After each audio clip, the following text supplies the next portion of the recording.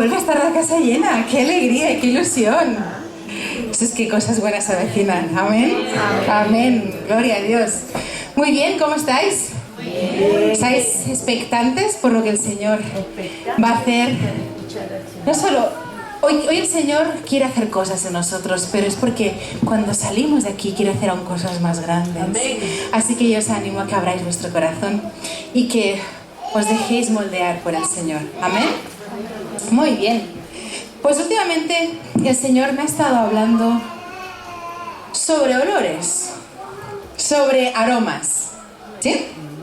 Y en lo natural sabemos que el olor muchas veces determina la condición de algo, ¿no? ¿Cómo está ese algo? Por ejemplo, una comida riquísima, recién hecha, huele súper bien, ¿no? Hoy tenemos un poquito de aroma de la comida de iglesia ahí, huele súper rico, ¿no? Pero ¿qué sucede cuando la comida lleva mucho tiempo en la nevera y empieza a estropearse? Huele mal. Ya no huele tan bien, empieza a oler bastante mal. Un ejemplo clarísimo de comida que cuando se estropea huele fatal es la leche. ¿Sí o no? La leche huele que echa para atrás, como se dice aquí, cuando se estropea. Pero en cambio tenemos luego el olor a limpio. Me encanta el olor a limpio. ¿No os gusta el olor a limpio? A mí me encanta llegar a casa y decir, ¡ay, qué bien! Está todo limpito. Y el de las sábanas limpias, no sé vosotros, pero a mí me encanta. El meterme en las sábanas y que estén recién lavaditas, que huelan a limpio, a fresco, me encanta. ¿Sí? En cambio, cuando las cosas se empiezan a ensuciar, no solo dejan de oler a limpio, sino que muchas veces comienzan a oler mal. ¿Quién no ha entrado alguna vez a un sitio dejado, cerrado, descuidado? El olor ese es bien desagradable, ¿sí o no? ¿Sí? ¿Me seguís? Sí. O por ejemplo, una herida.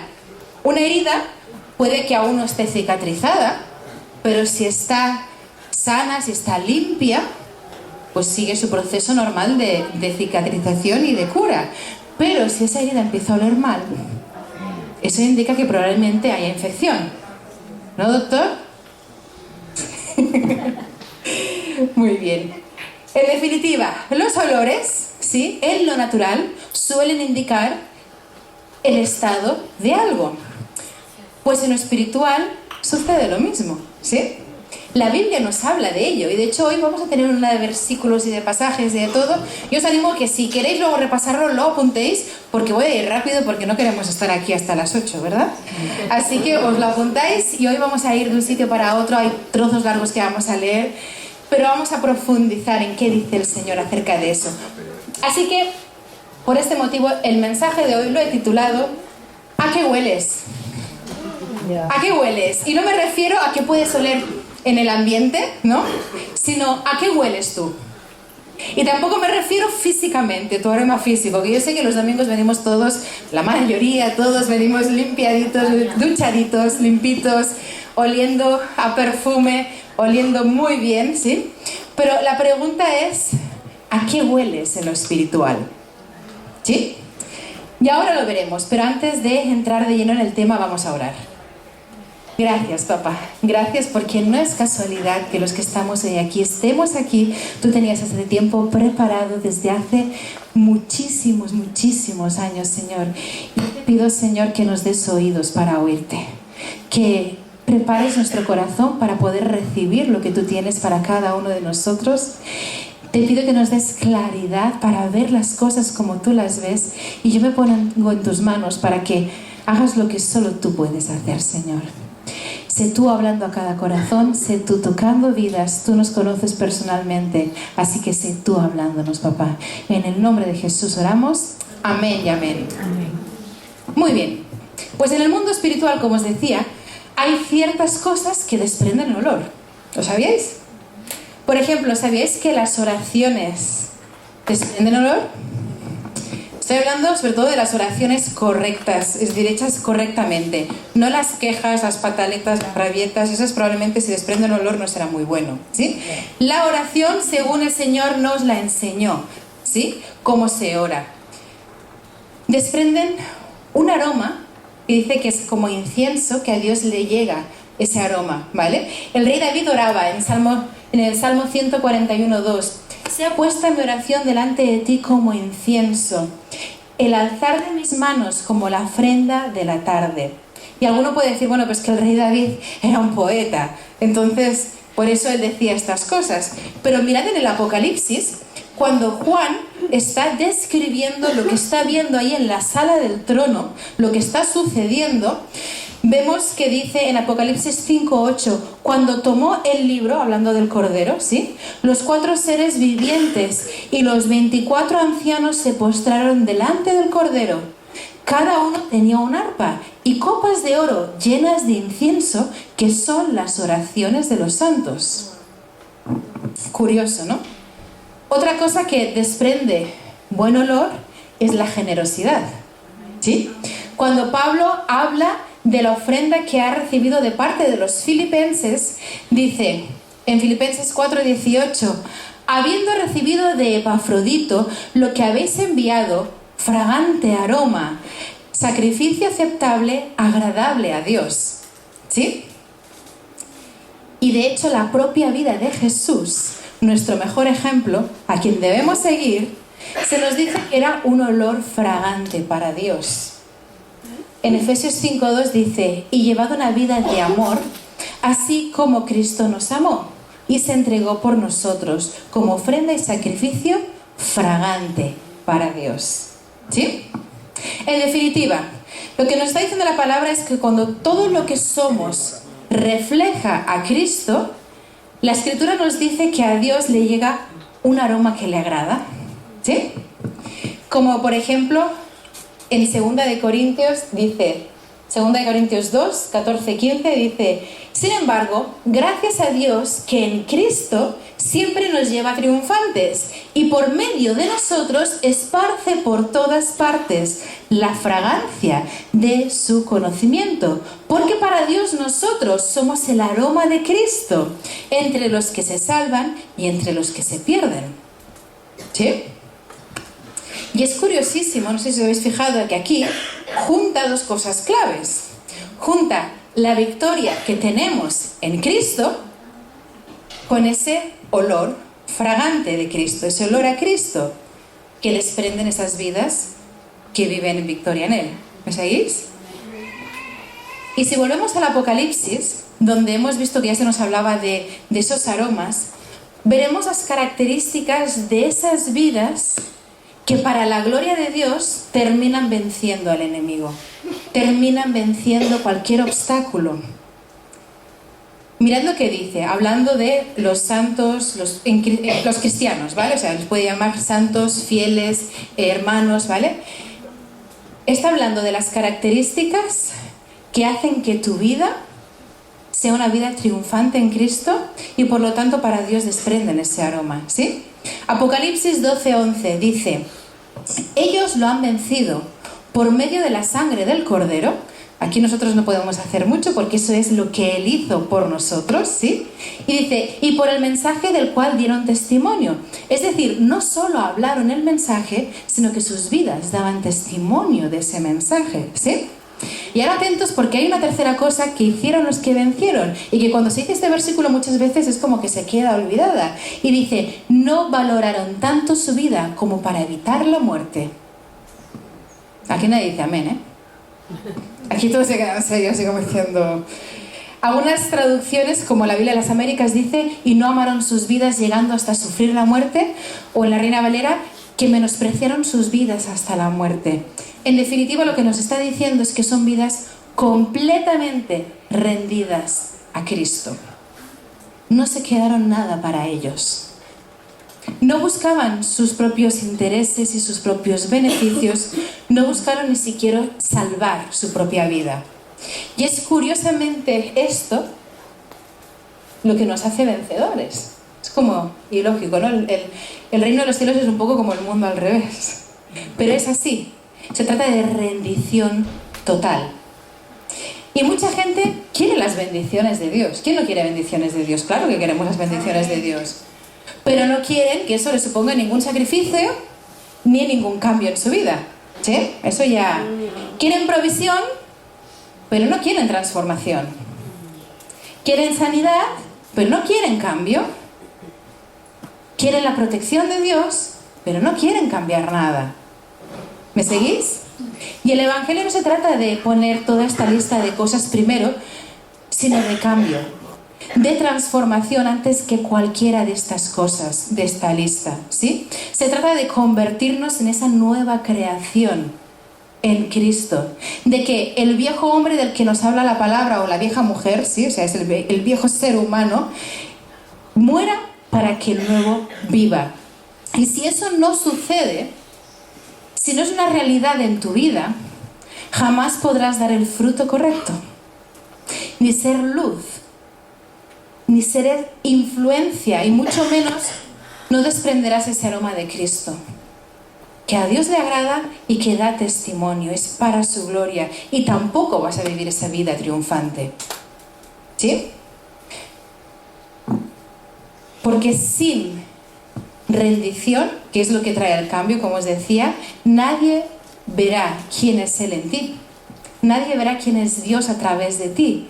Y recordar lo que hablábamos unas semanas atrás, todo se trata de eso, todo se trata de Él. De que la gente pueda ver a través de ti quién es Él, ¿sí? Fuimos creados para ser su imagen sobre la tierra. Y si la gente no ve a Cristo en ti, entonces no van a querer aquello que tú dices que tienes en Él. ¿Veis? Todo va ligado. Si estamos la mayor parte del tiempo de mal humor, nunca he visto a nadie, a un cristiano de mal humor, ¿verdad? De mal humor, si somos gruñones, si todo el tiempo tenemos problemas con la gente, si estamos todo el rato ofendidos, si somos chismosos, criticones, si estamos enfadados, no hay cosa que provoque más rechazo que alguien que diga ser cristiano y que esta lista le describa. Provoca rechazo, ¿sí? Yo recuerdo cuando recién conocí al Señor, era jovencita, y había en una iglesia donde iban mis amigos. No existe esa iglesia ya, ¿vale? Así que no penséis, ¿de quién está hablando?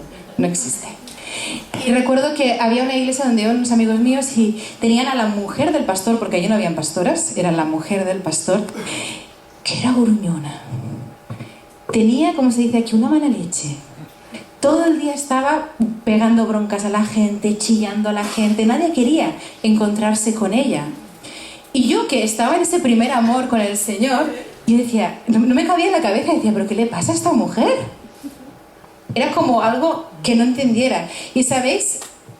A la conclusión a la que llegué, es que por mucho que fuera la mujer del pastor, por mucho que se pasara todo el tiempo en la iglesia, por mucho que estuviera allí, sí, aquella mujer realmente no conocía a Dios. No conocía al Señor verdaderamente.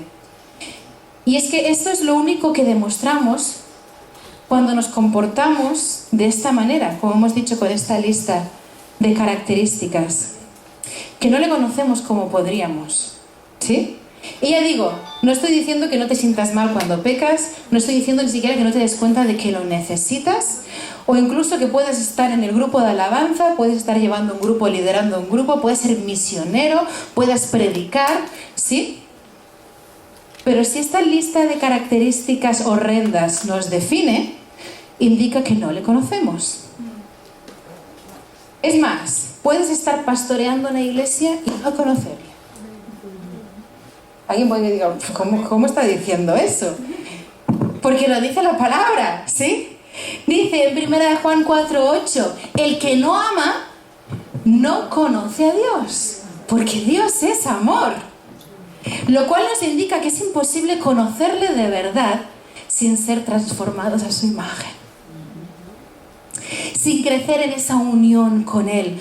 ¿Os dais cuenta de qué tipo de relación Él nos está llamando, nos está invitando? Es algo precioso.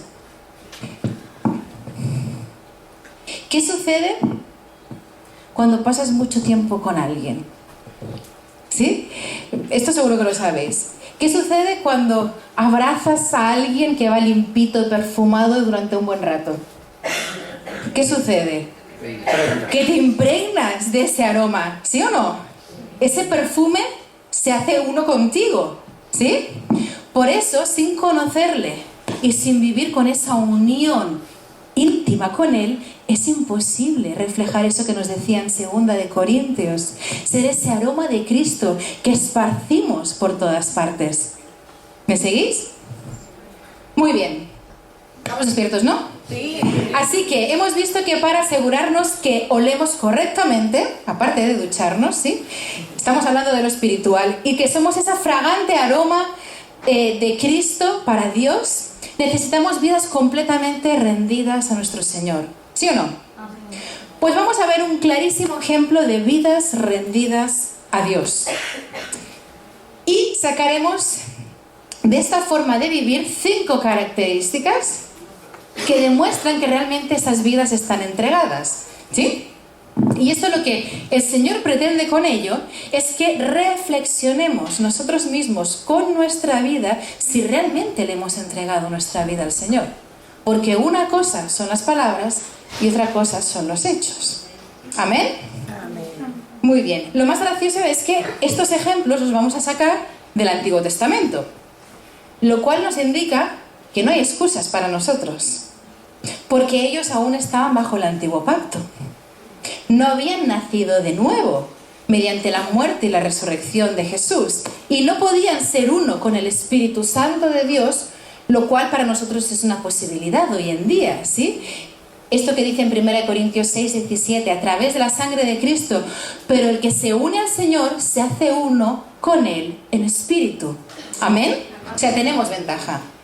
Así que esas personas lo tenían mucho más complicado, pero aún así veréis que sus vidas estaban completamente rendidas a Dios y el Señor ya los llevaba en victoria allí, en Cristo, ya veréis. Lo cual os aseguro que en lo espiritual tenía un aroma característico que a Dios le agradaba. Yo creo que a veces es como que, me lo imagino, ¿no? Porque yo tengo mucha imaginación.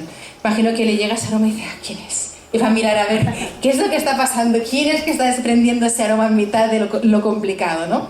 Y me encanta porque esto nos habla de un Dios atemporal, que está por encima del tiempo. Porque el corazón de estas personas ya anhelaba vivir eso que sería posible en un futuro, que hoy podemos nosotros vivir. Y comenzaron a vivir destellos de lo glorioso que sería vivir de forma completamente rendida a Dios. ¿Amén? Amén. ¿De quién estoy hablando? De unos muchachos bien jóvenes. Eran muy jóvenes, ¿sí? De Daniel y sus amigos.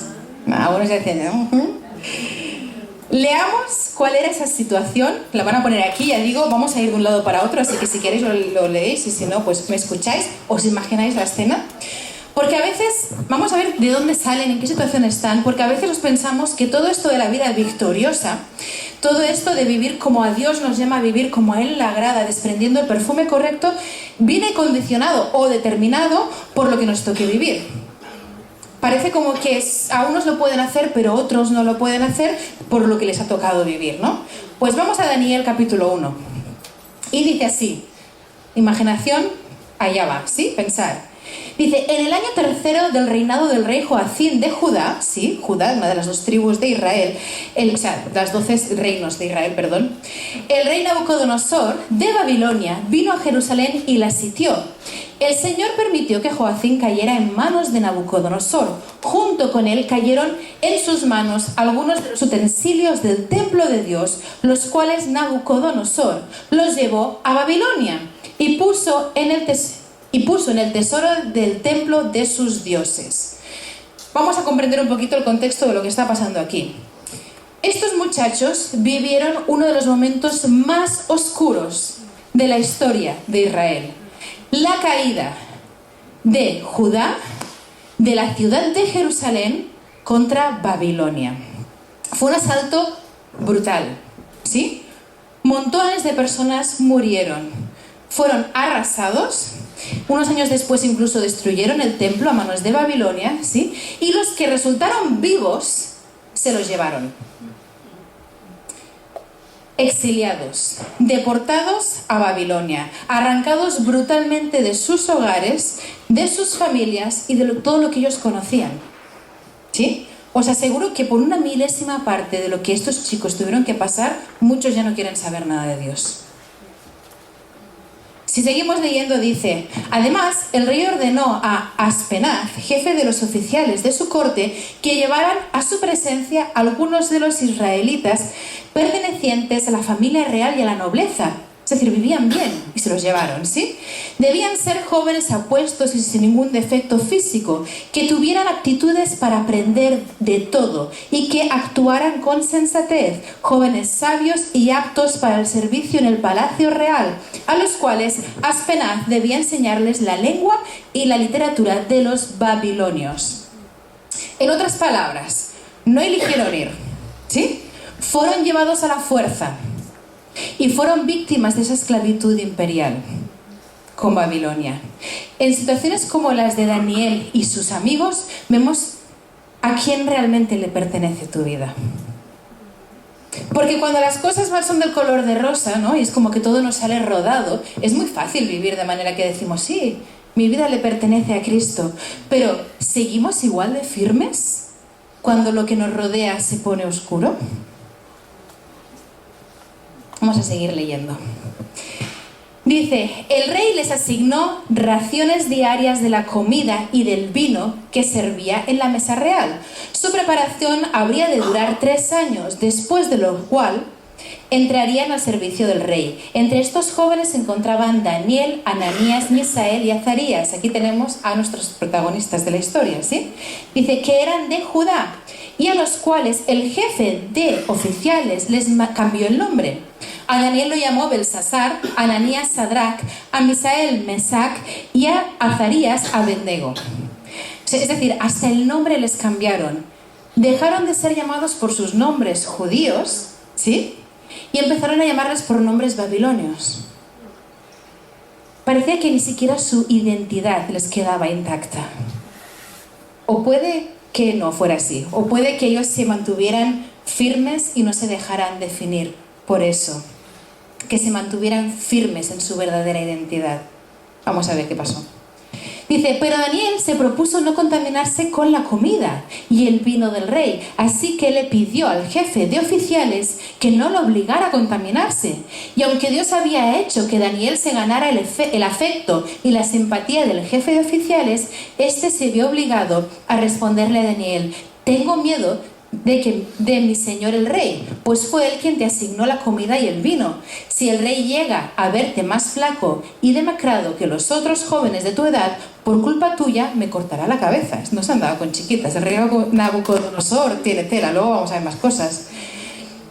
Algo que debe quedar grabadísimo en nuestro corazón es que en el momento en que tú decides mantenerte firme e íntegro para Dios, Él nos respalda. Hemos leído, en este caso, que Dios hizo que Daniel se ganara el afecto y la simpatía, ¿sí?, del jefe de los oficiales. Dios es fiel. Vamos a seguir leyendo. Dice, el jefe de los oficiales ordenó a un guardia atender a Daniel, a Ananías, Misael y a Azarías. Por su parte, Daniel habló con ese guardia y le dijo, por favor, haz con tus siervos una prueba de 10 días. Danos de comer solo verdura y de beber solo agua. Pasando ese tiempo, compara nuestro semblante con el de los jóvenes que se alimentan con la comida real y procede de acuerdo con lo que veas en nosotros. El guardia aceptó la propuesta y los sometió a una prueba de 10 días. Al cumplirse el plazo, se vio a estos jóvenes más sanos y mejor alimentados que cualquiera de los que participaban de la comida real. Así que el guardia les retiró la comida y el vino del rey y en su lugar siguió alimentándolos con verduras. ¿Os dais cuenta que no fue un ayuno de 21 días, que era su dieta normal? Eso que sacamos del ayuno de Daniel, paréntesis aparte. Entonces, vemos cómo el Señor, ya desde el principio en el que estos muchachos deciden mantenerse firmes, el Señor los lleva en victoria, independientemente de la situación en la que se estaban encontrando, que era terrible. Porque mirad, termina diciendo este capítulo, a estos 4 jóvenes Dios los dotó de sabiduría e inteligencia para entender toda clase de literatura y ciencia. Además, Daniel podía entender toda visión y todo sueño. Cumplido el plazo fijado por el rey Nabucodonosor y conforme a sus instrucciones, el jefe de oficiales los llevó ante su presencia. Después de hablar el rey con Daniel, Ananías, Misael y Azarías, no encontró a nadie que los igualara. De modo que los 4 entraron a su servicio. El rey los interrogó y en todos los demás en todos los temas que requerían sabiduría y discernimiento, los halló 10 veces más inteligentes que todos los magos y hechiceros de su reino. Amén, ¿sí? En todo esto que acabamos de leer, podemos, es casi todo el primer capítulo hemos leído, ¿sí? Vamos a ver, ya hemos visto las 2 primeras claves de evidencias de una vida que están completamente rendida a Dios. La primera es que tus circunstancias no determinan tu fe. Lo hemos ido diciendo y es el primer punto. Piensa, ¿están determinando mi fe mis circunstancias? ¿Sí? Porque tus circunstancias y tu vida está rendida a Dios no determinan tu fe. Como hemos visto, no fueron movidos por el hecho del trauma que habían experimentado, ni de la oscura y dramática situación en la que se encontraban. No permitieron que les arrancaran su identidad. Por mucho que les llamaran con otro nombre, ellos sabían que pertenecían al pueblo de Dios y se mantuvieron firmes, ¿sí? Aunque no estuvieran en la tierra prometida, donde fluía la leche y la miel, todas las bendiciones de Dios, ellos estaban firmes. Así que no tenemos excusa. Nuestras circunstancias no pueden apagar nuestra luz, ¿sí? Decidme, ¿qué es más potente, la luz o la oscuridad? La luz. Si en medio de una habitación donde no puedo ver ni la palma de mi mano de lo oscura que está, enciendo una luz, ¿quién ganará? La luz. ¿Habéis visto alguna vez que la oscuridad sea tan densa que se trague la luz? No, ¿verdad? Porque de hecho la oscuridad es la falta de luz. Entonces, a la que la luz aparece, la oscuridad se tiene que rendir, ¿sí? Entonces, cuando no hay luz, es cuando, cuando no hay luz, cuando hay oscuridad, es cuando más fuerte podemos brillar si llegamos a una situación. No podemos escondernos ni justificarnos en lo de no, es que yo no puedo brillar en mis estudios, no puedo brillar en mi trabajo, no puedo brillar con mis amigos ni con mis vecinos porque es que la atmósfera es tan densa, es tan oscura. Pues brilla más. O sea, si realmente tu vida está rendida a Dios, recuerda, tú eres la luz del mundo por el que vive en ti. Entonces, si la atmósfera es tan oscura como dices, no tienes excusa, porque por pequeñita que sea la luz, vas a brillar mucho más. ¿Amén? Así que no nos excusemos. Claro, esto es si realmente tu vida está rendida al Señor, ¿sí? Así que, cuando las cosas se ponen feas, si no brillamos, o para continuar con el tema del aroma, si no estamos desprendiendo el aroma de Cristo, ¿sí? Deberíamos autorreflexionar nosotros mismos. ¿A quién realmente le pertenece mi vida? ¿Sigue siendo mía acaso? ¿Me estoy preocupando por el que dirán, por mi bienestar, pues por mi reputación, por mis intereses? ¿O quizá le pertenece a esa persona que está provocando el caos a mi alrededor? Quizá mi vida le pertenece a esa persona, o quizá le pertenece a la persona a la que quiero agradar, o que quiero que me vea con buenos ojos. ¿Le pertenece a cualquiera de esas cosas o personas o le pertenece realmente a Dios? Esa es la pregunta. Si le pertenece a Dios, brillaremos, ¿sí? Y el segundo punto que hemos visto aquí es que una vida realmente rendida a Dios no se deja llevar por lo más cómodo o lo que aparentemente más le conviene. Se mantiene pura, ¿sí? Bueno, pues que todos lo hacen, no pasa nada, ¿no? O bueno, no hay nada de malo en eso, no importa. El Señor sabe todo lo que he sufrido, no quiero que además en esta situación aún sufra más, ¿no? ¿Os suenan esas excusas? Daniel y sus amigos se propusieron en su corazón mantenerse puros para Dios, no dejarse llevar ni cegar por los placeres de Babilonia. Babilonia era algo exuberante en aquella época, ¿sí? Y mirad una cosa, cuando uno toma el camino incorrecto, aquel que nos dice la palabra de Dios que aunque parezca lógico nos lleva a la destrucción, ¿sí? Nunca es algo de repente. Es decir, tú nunca vas a tomar una decisión que parece inocente, pero bueno, que sabemos que no está bien, ¿sí? Que va comprometiendo nuestra fe y de repente ya estamos destruidos. Nunca sucede así. Nunca sucede que de la noche a la mañana nos hemos alejado completamente de Dios y estamos completamente enfriados, ¿sí? Es siempre un proceso sutil es siempre poquito a poco, es siempre progresivo. Que cuando miras para atrás y dices, ¿qué ha pasado? ¿Sí? Así que no olvidemos algo. Nosotros también tenemos un enemigo que quiere devolvernos allí de donde Dios nos ha llamado a salir. El enemigo va a estar siempre buscando deshacer cualquier progreso espiritual que tú hayas podido hacer. Va a intentar devolverte al lugar aquel en el que estabas oscuro, tocando fondo cuando no tenías a Dios. ¿Sí? Y esto siempre comienza sutilmente. Nunca comienza con algo muy obvio, si no, no caeríamos. ¿Sí? Mirad esto. Dios que le dijo a su pueblo, yo seré tu Dios, ¿os acordáis? No tengas otros dioses delante de mí. ¿Y qué hicieron el pueblo de Dios? Ni caso. No hicieron ni caso a las advertencias de Dios. Y vemos como vez tras vez, en el Antiguo Testamento se vais leyendo, pero hoy en día hacemos lo mismo, se vuelven a la idolatría, a poner otras cosas por delante de Dios. Y por ejemplo tenemos el caso de Jeremías, ¿sí? Un profeta, que se pasó años advirtiéndoles, va a venir la destrucción a manos de Babilonia, como sigáis así. Cuidado, ¿sí? Os animo a que leáis el libro de Jeremías y veréis el corazón de Dios expresado, llamando a su pueblo como esa novia, como esa esposa que le está siendo adúltera y le está diciendo, por favor reacciona, porque mira la que te viene encima, ¿sí?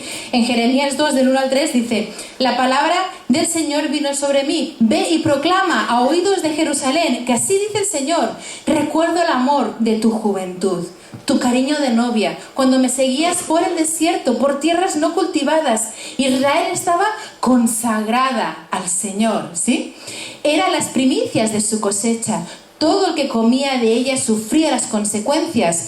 Les sobrevenía la calamidad, afirma el Señor. Vemos como el Señor les recuerda aquel tiempo en el que estaban enamorados de Él, que estaban entregados y consagrados a Él, y cómo Él les protegía de todo, ¿sí? Y luego les recuerda, más adelante si veis el libro, que Él los trajo a la tierra prometida, ¿sí? Una tierra fértil de bendición. ¿Y qué hicieron ellos? Ser infieles a Dios.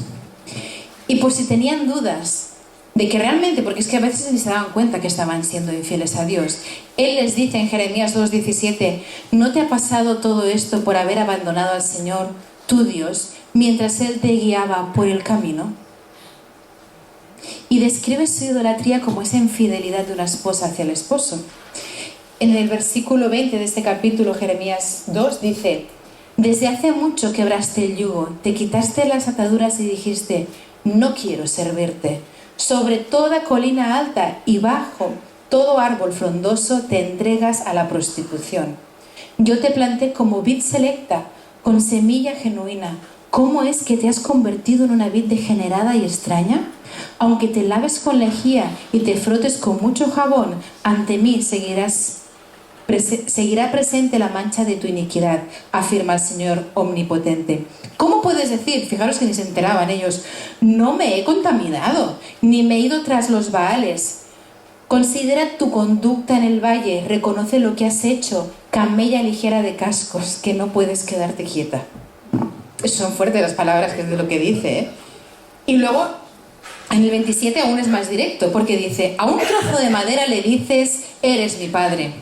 A una piedra le repiten, tú me has dado a luz. Me han vuelto la espalda, no quieren darme la cara, pero les llega la desgracia y dicen, levántate y sálvanos. ¿Dónde están, Judá, los dioses que te fabricaste? Tienes tantos dioses como ciudades. Diles que te salven, a ver si te salvan cuando caigas en desgracia. Más directo, o sea, es muy interesante este libro, ¿sí? Y todo el tiempo, leerlo, no os lo voy a leer entero porque es de los libros más largos de la Biblia, ¿sí? El Señor le está repitiendo a través de Jeremías, arrepiéntete porque llega la calamidad desde Babilonia, ¿vale? No os voy a leer ya más versículos de Jeremías, pero leerlo porque no tiene pérdida. Y si lees este libro de Jeremías, verás un claro ejemplo de Dios clamando por nuestro bien a que le hagamos caso. Porque cuando Él nos pide, ves por aquí, no hagas esto, es porque no te quiere ver destruido. Pero somos tan tozudos que no nos damos cuenta muchas veces. No le hacemos ni siquiera caso a lo que dice, provocamos consecuencias y luego ¿quién se las carga? Él. Cuando te estaba diciendo, no hagas esto, no vayas por allí, ¿sí? Muy bien. Y algo que tenemos que entender, vamos a volver aquí a los chicos esto, no es casualidad que la gente de Judá cayera en manos de los babilonios, que fueran deportados a Babilonia. Mirad porque esto es súper interesante. En Daniel 1.2, lo hemos leído ya, no lo vamos a volver a poner, ¿sí? Dice que el rey Nabucodonosor llevó las cosas a Babilonia, ¿sí? Pero en algunas traducciones pone que fueron llevados, los trajo a la tierra de Sinar, porque es literalmente lo que pone en hebreo. Fueron llevados a la tierra de Sinar. Y sí, vamos a desglosar un poquito la palabra de Dios y vamos a Génesis 11. En el 1 y el 2 dice, en ese tiempo se hablaba un solo idioma en toda la tierra. Al emigrar al oriente, la gente encontró una llanura en la región de Sinar. Anda, esta misma región. Y allí se asentaron. ¿Os suena esta historia, que lo que acabo de empezar a leer? Es la historia de la Torre de Babel. ¿Sí? Y el versículo 4 dice, luego dijeron, construyamos una ciudad con una torre que llegue hasta el cielo. De ese modo nos haremos famosos y evitaremos ser dispersados por toda la tierra. En algunas traducciones dice, nos haremos un nombre para nosotros mismos. Es decir, querían vivir exaltándose a sí mismos, viviendo para sí mismos y no ser esparcidos por toda la tierra. Todo lo contrario a lo que Dios les había dicho. ¿Sí? Porque Dios dice que los creó al ser humano para que vivieran para su nombre y para que llenaran la tierra de su conocimiento. ¿Os dais cuenta? Así que, ¿qué hizo el Señor? En el versículo 8 dice, de esta manera el Señor los dispersó desde allí por toda la tierra y por lo tanto dejaron de construir la ciudad. Por eso la ciudad se llamó Babel, porque fue allí donde el Señor confundió el idioma de toda la gente de la tierra y de donde los dispersó por todo el mundo. Y es de aquí de donde sale la palabra Babilonia, ¿sí? Y si os fijáis, es por eso que cada vez que en la palabra de Dios, en la Biblia, se menciona Babilonia, está representando esa rebelión contra Dios y se está refiriendo a ese quererse hacer un nombre para sí mismo. ¿Sí? Y alguno está diciendo, pero a ver, ¿qué tiene esto que ver con los muchachos esos que se los han llevado a Babilonia? No me pierdo, todo tiene un qué, ¿sí? Decidme, ¿quién salió de allí?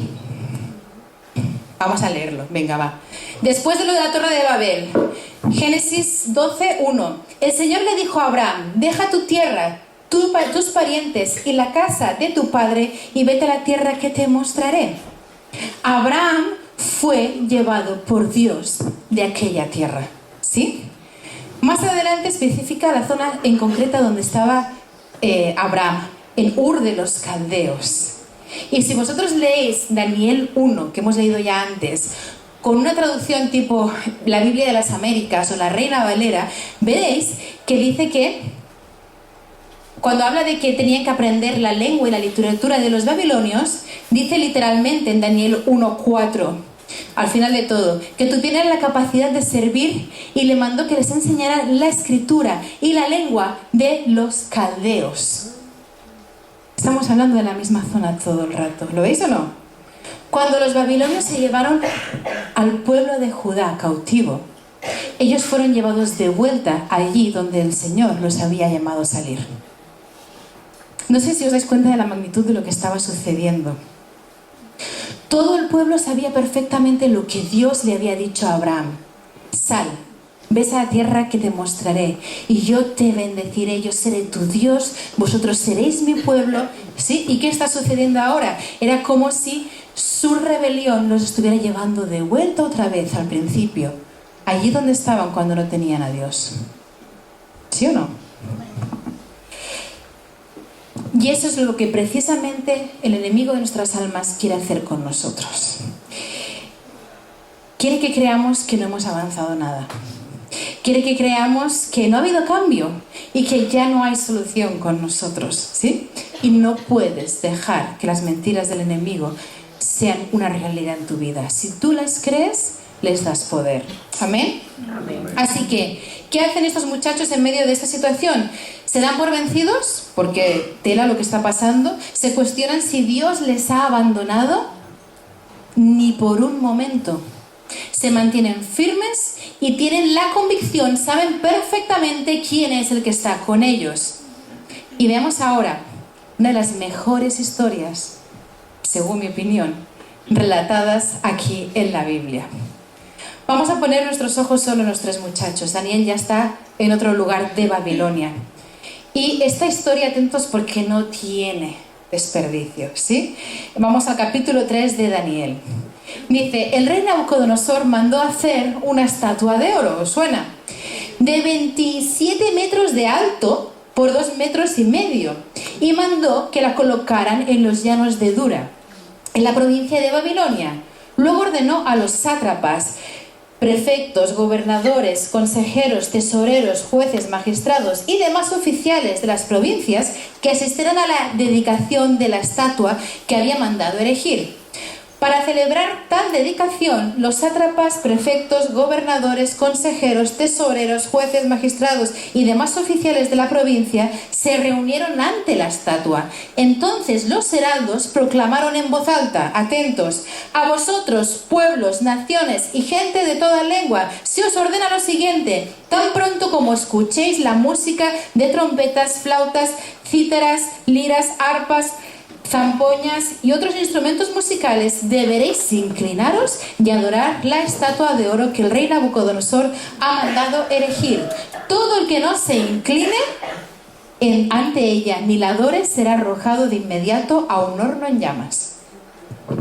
Ante tal amenaza, tan pronto como se escuchó la música de todos estos instrumentos musicales, todos los pueblos y naciones y gente de toda lengua se inclinaron y adoraron la estatua de oro que el rey Nabucodonosor había mandado erigir. Pero algunos astrólogos se presentaron ante el rey, siempre hay algunos de estos, y acusaron a los judíos.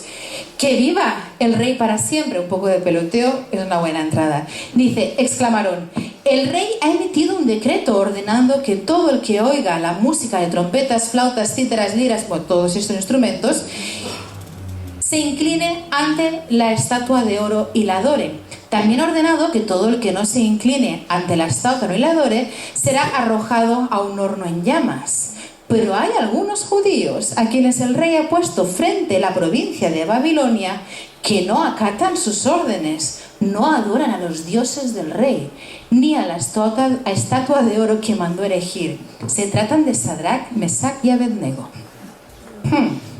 Aquí vemos y veremos la tercera de las características, de las evidencias de que una vida está realmente rendida a Dios. Y es que una vida realmente entregada no cede ante la presión social, se mantiene firme en medio de la persecución. ¿Sí?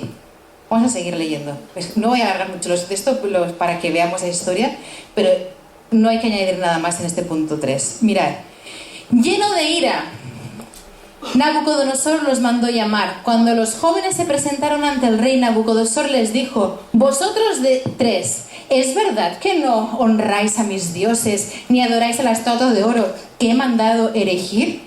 En cuanto escuchéis la música de los instrumentos musicales, más os vale que os inclinéis ante la estatua que he mandado hacer y que la adoréis. De lo contrario, seréis lanzados de inmediato a un horno en llamas, y no habrá Dios capaz de libraros de mis manos. Me encanta la actitud de estos chicos. Sadrach, Mesach y Abednego respondieron a Nabucodonosor, no hace falta que nos defendamos ante ti. Si se nos arroja al horno en llamas, el Dios al que servimos puede librarnos del horno y de tus manos. Pero, aun si nuestro Dios no lo hace así, has de saber que no honraremos a tus dioses ni adoraremos tu estatua. Amén. ¿Qué tal fe?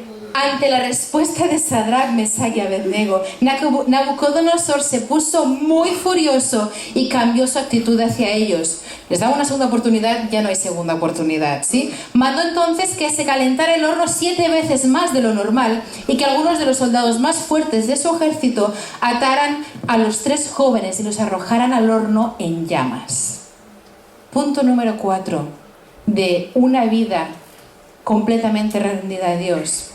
Una vida entregada no tiene los ojos puestos en uno mismo, en su bienestar, en lo que más le conviene para que las cosas le vayan bien o para su comodidad, y sobre todo cuando eso implica comprometer quién eres en Cristo.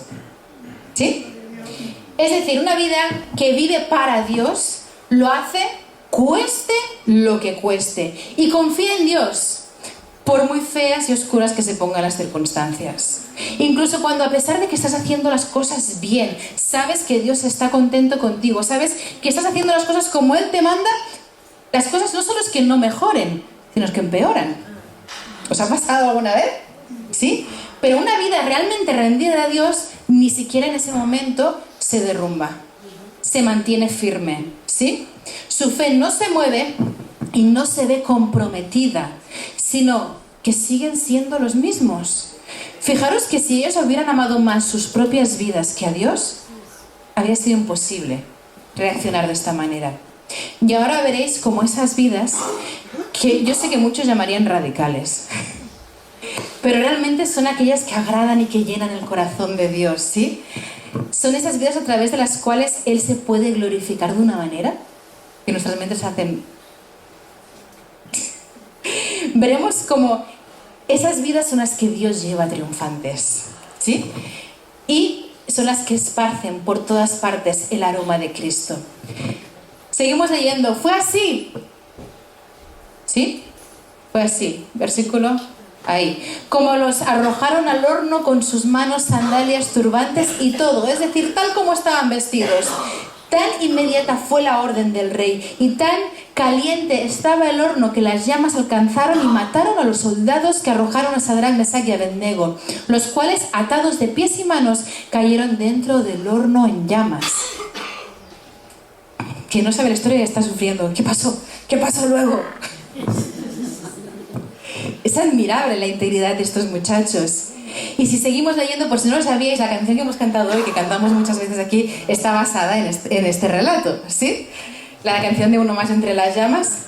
Y dice: en ese momento Nabucodonosor se puso de pie y sorprendido les preguntó a sus consejeros: ¿acaso no eran 3 los hombres que atamos y arrojamos al fuego?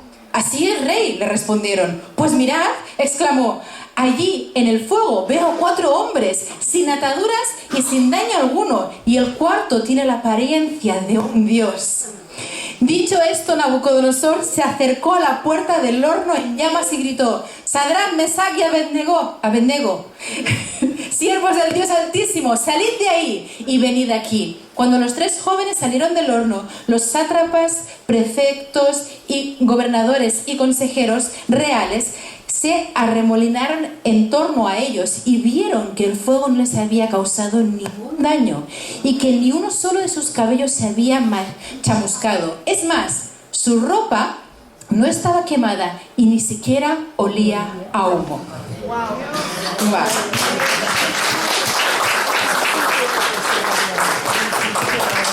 Y el último punto que vamos a ver para reflexionar sobre si nuestra vida también realmente está entregada a Dios es que aquellos cuya vida realmente está rendida a nuestro Señor. 5. El fuego no se enseñorea de ellos. El fuego no se enseñorea de ellos. Si os fijáis, esto me encanta. El fuego no era una amenaza. ¿Dices cómo? Si el problema hubiera sido el fuego, Dios habría apagado el fuego para ayudarles. Pero Él no honra al fuego. El Señor no honró al fuego de esa manera como para apagarlo. Apagar el fuego habría sido darle más importancia de la que realmente tenía.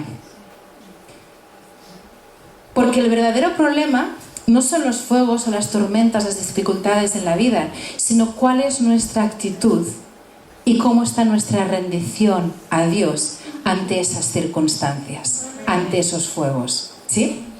Y cuando nos mantenemos íntegros, en fe, completamente confiados y rendidos a Dios, Él va a estar contigo a través de ese fuego. ¿Lo crees o no? Amén. Amén. Él mismo lo prometió. ¿Os acordáis de esas palabras de Jesús? Yo estaré con vosotros siempre hasta el fin del mundo. Amén. Ya estuvo ahí con ellos. Con esa frase de nuestro Señor termina el Evangelio de Mateo. ¿Lo creemos? Amén. Entonces, ¿por qué dejamos que los fuegos nos moldeen, nos cambien o condicionen prácticamente todo en nosotros? Demasiadas veces, delante de un fuego, ponemos nuestros ojos en el fuego, haciéndolo Señor de nuestras vidas, dejando que sea ese fuego el que dirija mi vida, mis emociones, mis sentimientos, si hoy voy a tener un buen día, si voy a tener un mal día, en lugar de mantener nuestros ojos puestos en Jesús, como hicieron estos muchachos. Y fijaros que hemos leído que ni siquiera olían a humo. Es decir, no se convirtieron en un producto de aquello por lo cual habían tenido que atravesar. La fragancia de Dios en ellos quedó intacta, a pesar de que pasaron por el fuego, ¿sí? Algo que nos debería hacer pensar, cuando estamos pasando por una situación complicada o que no es la que esperábamos o que no nos gusta, deberíamos reflexionar a qué estoy comenzando o qué estoy oliendo en esta temporada. ¿Sigo desprendiendo este aroma de Cristo que agrada a Dios y que da testimonio a los que me rodean? ¿O quizá estoy comenzando a oler a este problema por el cual estoy atravesando? Ahí lo dejo. Porque la evidencia de que nos hemos rendido completamente a Dios es que ese problema, sea el que sea, ni el olor es capaz de cambiarnos. ¿Y sabes qué? Cuando no tienes miedo a esto que tienes delante de ti, a esa situación, dice la palabra que eso es señal de derrota a tus adversarios. En Filipenses 1, del 27 al 28 dice: pase lo que pase, comportaos de una forma digna del Evangelio de Cristo. De este modo, ya que sea que vaya a veros o que estando ausente solo tenga noticias vuestras, sabré que seguís firmes en un mismo propósito, luchando unánimes por la fe del Evangelio y sin temor alguno a vuestros adversarios, lo cual es para ellos señal de destrucción. Para vosotros, en cambio, es señal de salvación, y esto proviene de Dios. Amén. Es decir, cuando tú no te atemorizas por esa situación que tienes delante, es cuando el enemigo sabe que está acabado, que ya no hay nada que hacer. Míralo, mírala, no cambia, no se inmuta, no le teme a eso. Muy bien. Y si termináis leyendo la lectura de este pasaje, veréis que el rey Nabucodonosor pasa de intento de asesinato premeditado, pero frustrado por Dios, a alabar a Dios y a bendecir a Sadrach, Mesach y Abednego. Vamos a leer este final.